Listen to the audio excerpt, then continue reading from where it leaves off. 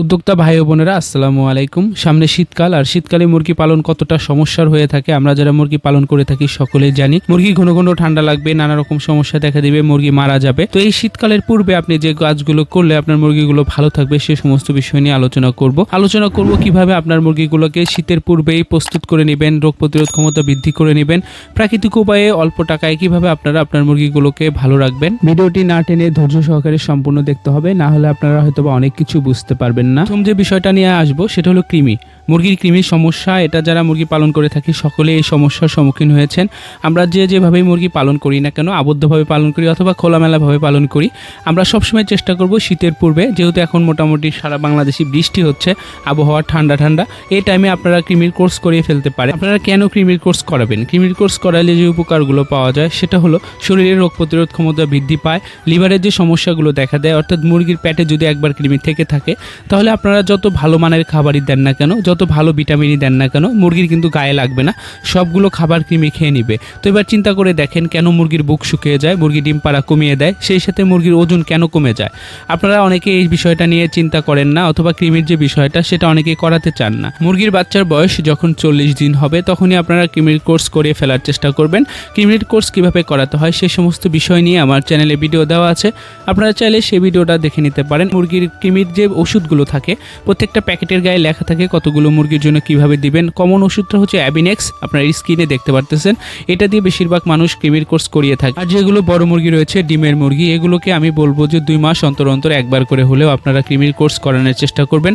এতে করে দেখবেন আপনার খামারের যে রেজাল্ট সেটা বৃদ্ধি পাবে। আপনারা অনেকেই বলেন যে ভাই এত ভালো মানের খাবার দিয়ে এরপরে মুরগি ডিম পারে না, এত ভালো মানের ওষুধ দিয়ে কোর্স করাচ্ছি এরপরে মুরগি কেন ডিম দিচ্ছে না। মূলত কৃমির সমস্যা সহ অন্যান্য সমস্যা থাকলে মুরগি ডিম দিবে না, এটা স্বাভাবিক একটি বিষয়। এর পরবর্তীতে আসবো ভালো মানের খাবার নিয়ে। অর্থাৎ আপনাকে ভালো মানের খাবার মানে যে ফিড দিতে হবে বিষয়টা এমন না, খাবারের মান, গুণগত মান দেখে আপনাকে মুরগিকে খাবার দিয়ে যেতে হবে। কারণ আমরা একটা বিষয় অনেকেই জানি বা অনেকেই জানি না, আর সেটা হলো শীতকালে কিন্তু মুরগির গায়ে ক্যালোরি বেশি লাগে, অর্থাৎ ক্যালোরির যে পরিমাণটা সেটা গরমকালে যদি আপনি ধরেন 250 দিলে হয়ে যায়, সেটা কিন্তু 350-এর উপরে লাগে। যদি আপনারা ভালো মানের খাবার না দেন সেক্ষেত্রে দেখবেন আপনাদের মুরগি ঘন ঘন অসুস্থ হবে, শরীরে রোগ প্রতিরোধ ক্ষমতা কম থাকার ফলে মুরগিগুলো একটা টাইম গিয়ে মারা যাবে, ঝিম মেরে বসে থাকবে, ঠান্ডা লাগলে সহজে সারতে যাবে না, নানা রকম সমস্যার সম্মুখীন হবেন।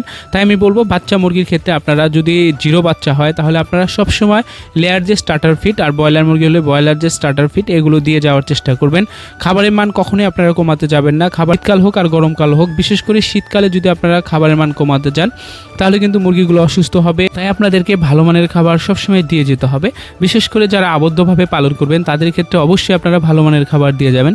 ভালো মানের খাবার কি, কোন বয়সের মুরগিকে কি খাবার দিতে হবে সে সমস্ত বিষয় নিয়ে আমার চ্যানেলে ভিডিও দেওয়া আছে, আপনারা চাইলে সেই ভিডিওগুলো দেখে নিতে পারেন। মুরগিকে যত কম অ্যান্টিবায়োটিক ব্যবহার করতে পারবেন ততটাই মুরগি ভালো থাকবে, ডিমগুলো নিরাপদ থাকবে। বিশেষ করে যারা পারিবারিকভাবে ডিমের চাহিদা পূরণ করার জন্য মুরগি পালন করে থাকেন তাদের ক্ষেত্রে বলবো আপনারা অ্যান্টিবায়োটিক ব্যবহার থেকে বিরত থাকার চেষ্টা করবেন। বিশেষ মুহূর্ত মুরগি বাঁচতেছে না, অবস্থা খুবই খারাপ, সেই মুহূর্ত ছাড়া আপনারা অপ্রয়োজনীয় অ্যান্টিবায়োটিক ব্যবহার থেকে বিরত থাকার চেষ্টা করবেন।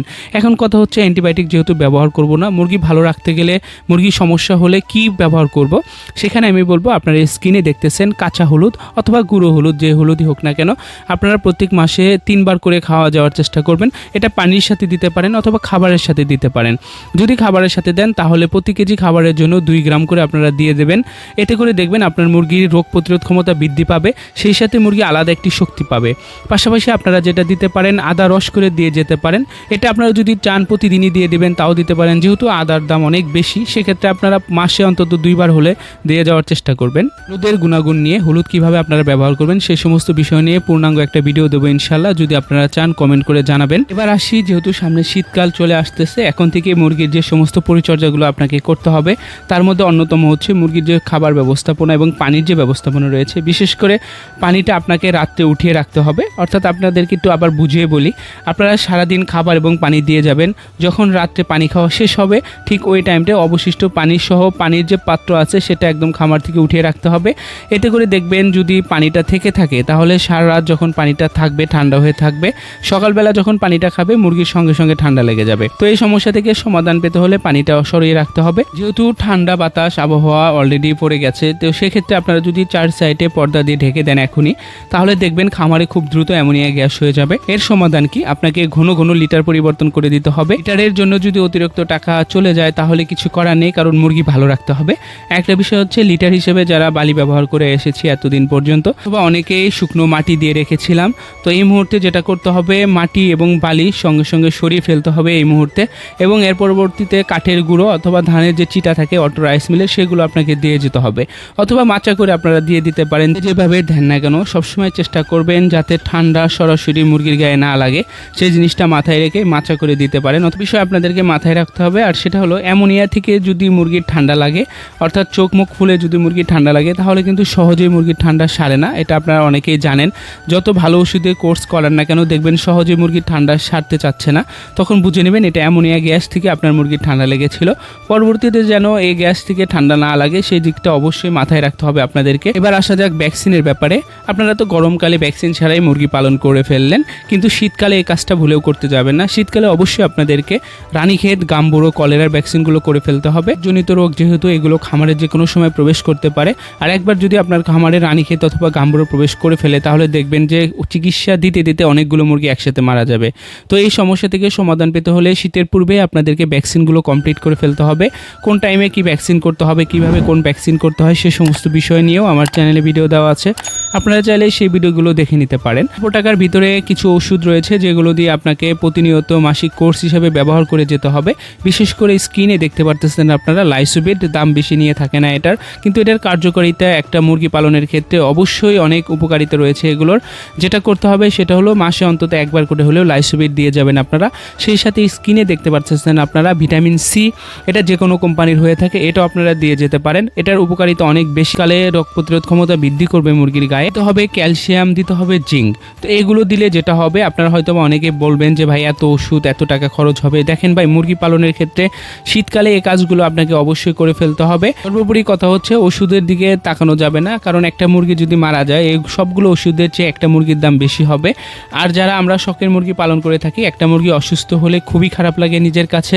যদি এতটুকু খারাপ লাগা না কাজ করে তাহলে বুঝতে হবে আপনি শুধুমাত্র আর্থিকভাবে লাভবান হবেন এই চিন্তা থেকে মূলত খামার এসেছেন।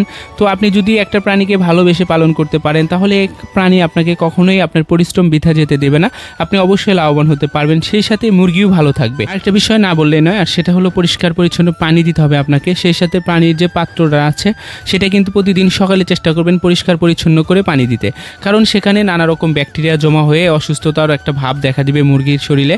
তো এই জিনিসটা থেকে মুক্তি পেতে হলে অবশ্যই আপনাকে পরিষ্কার পরিচ্ছন্ন পানি দিতে হবে। বিশেষ করে যাদের টিউবওয়েলে আয়রন রয়েছে, পানিতে যাদের আয়রন রয়েছে তাদের জন্য বলবো আপনারা পিএইচ ব্যবহার করবেন প্রয়োজনে। আয়রনযুক্ত পানি মুরগিকে দেওয়া থেকে বিরত থাকার চেষ্টা করবেন, যতটুকু না হলেই নয় পরিষ্কার পরিচ্ছন্ন পানি দিয়ে যাওয়ার চেষ্টা করবেন। আপনাদের মাঝে বোঝানোর চেষ্টা করেছি শীতকালের পূর্বে পরিচর্যা এবং শীতকালের ভিতরেও পরিচর্যার বিষয়গুলো নিয়ে। আশা করি আপনারা অনেকেই বুঝতে পেরেছেন। অনেক কথা বলে ফেলেছি আপনাদের মাঝে, কথায় কোনো ভুল হলে অবশ্যই ক্ষমার দৃষ্টিতে দেখে নেবেন আপনারা। এখনও যারা আমার চ্যানেলটা সাবস্ক্রাইব করেননি প্লিজ সাবস্ক্রাইব করে দিবেন। ভালো থাকবেন সবাই। কোন বিষয়ের উপর ভিডিও চাচ্ছেন কমেন্ট করে জানাবেন, সেইভাবে ভিডিও দেওয়ার চেষ্টা করবেন ইনশাআল্লাহ। ভাই আসসালামু আলাইকুম।